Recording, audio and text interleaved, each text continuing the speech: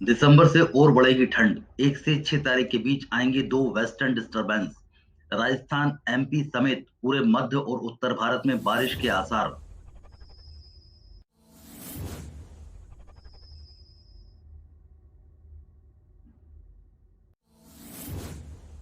देश के दक्षिणी राज्यों में हुई जोरदार बारिश के बाद अब उत्तर और मध्य भारत में भी बारिश की आशंका बढ़ गई है। मौसम विभाग के मुताबिक 1 से 6 दिसंबर के बीच दो वेस्टर्न डिस्टर्बेंस दस्तक दे सकते हैं। ऐसे में राजस्थान, एमपी समेत पूरे उत्तर मध्य भारत में बारिश के आसार बन रहे हैं।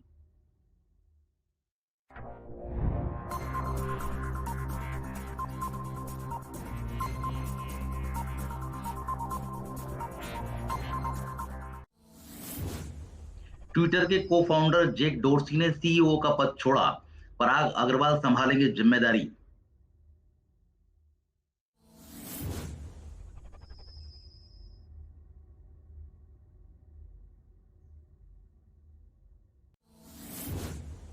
ट्विटर के को फाउंडर जेक डोर्सी ने कंपनी के सीईओ पद से इस्तीफा दे दिया है। पहले अमेरिका के मीडिया नेटवर्क सीएनबीसी की रिपोर्ट में कहा गया था कि डोर्सी पद छोड़ने के लिए तैयार हैं। इसके बाद खबर आई है कि पराग अग्रवाल कंपनी के नए सीईओ होंगे। 45 साल के पराग ने खुद इसे सम्मान की बात बताया है। वे अब तक कंपनी में चीफ टेक्नोलॉजी ऑफिसर के पद पर थे। उन्होंने 10 साल पहले कंपनी ज्वाइन की थी।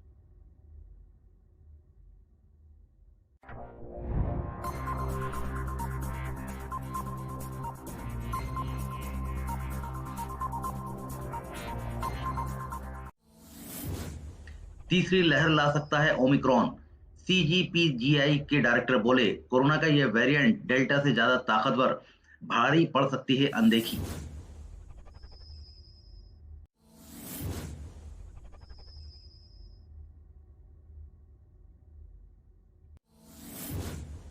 कोरोना के नए वेरिएंट ओमिक्रॉन को लेकर देश दुनिया में अफरा तफरी है।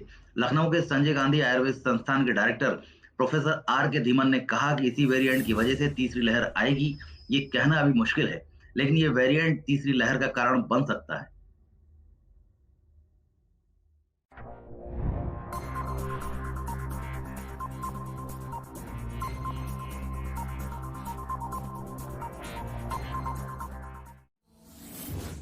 ओमिक्रॉन पर पंजाब में अलर्ट। 11 देशों से आने वाले यात्रियों को टेस्ट रिपोर्ट नेगेटिव आने पर भी क्वारंटाइन रहना होगा।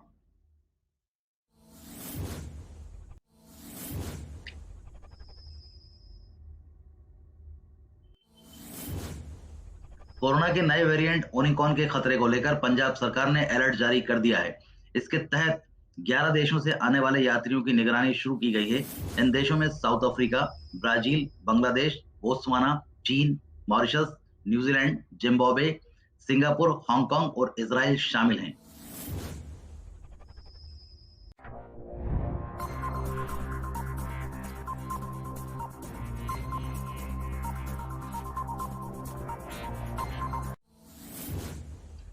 कल खत्म हो सकता है किसान आंदोलन। पंजाब के 32 संगठन वापसी को तैयार। कहा, अब कोई बहाना नहीं बचा। बुधवार को अहम मीटिंग।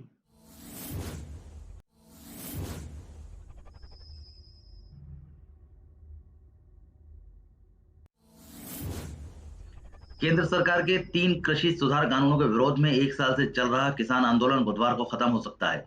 सोमवार को सिंधु बॉर्डर पर पंजाब के 32 किसान संगठनों की मीटिंग हुई। इसमें घर वापसी के लिए सहमति बन गई है। हालांकि अंतिम फैसला 1 दिसंबर को होगा।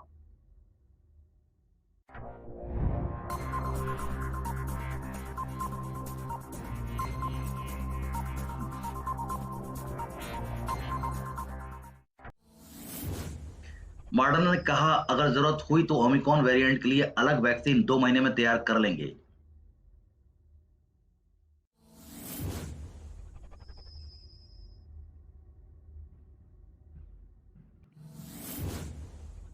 कोरोना का नया variant Omicron Britain, Australia, Germany समेत 13 देशों में पहुंच चुका है। ज्यादातर देश ओमिक्रॉन के खतरे को देखते हुए ट्रैवल बैन लागू कर चुके हैं। इसको लेकर बढ़ते खतरे के बीच वैक्सीन कंपनी मॉडर्ना ने कहा कि अगर ओमिक्रॉन पर अलग वैक्सीन की जरूरत हुई तो ये 2 से 3 महीने में तैयार हो जाएगी।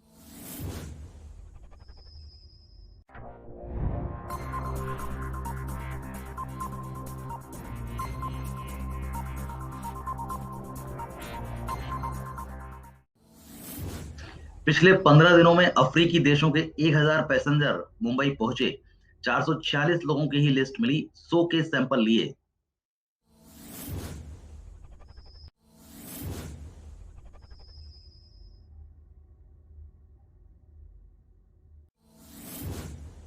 बीएमसी के एक अधिकारी ने सोमवार को बताया कि पिछले 15 दिनों में अफ्रीकी देशों के 1000 पैसेंजर मुंबई पहुंचे हैं। इनमें से 446 लोगों की ही लिस्ट एयरपोर्ट अथॉरिटी ने से मिल पाई है। अब तक 100 लोगों का सैंपल लिया जा चुका है। बीएमसी के अतिरिक्त नगर आयुक्त सुरेश काकानी ने न्यूज एजेंसी पीटीआई को बताया कि एयरपोर्ट अथॉरिटी से अब तक सभी लोगों की लिस्ट नहीं मिली है, जिसके कारण टेस्ट में विलंब हो रहा है।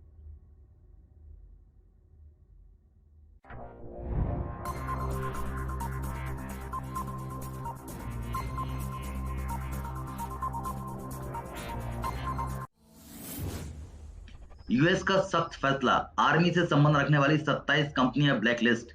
इनमें 12 चीन की, पाकिस्तान भी लिस्ट में शामिल।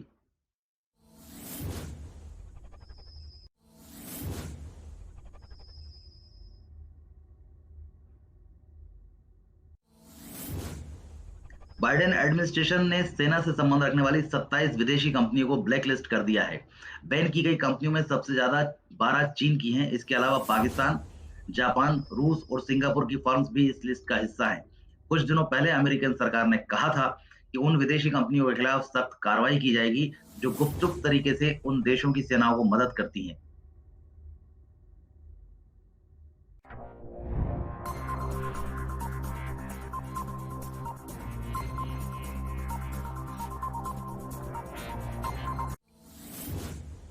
संसद का शीतकालीन सत्र, राज्यसभा के सस्पेंड किए गए सांसद सभापति वेंकैया नायडू से मिल सकते हैं। सुबह 10 बजे करेंगे बैठक।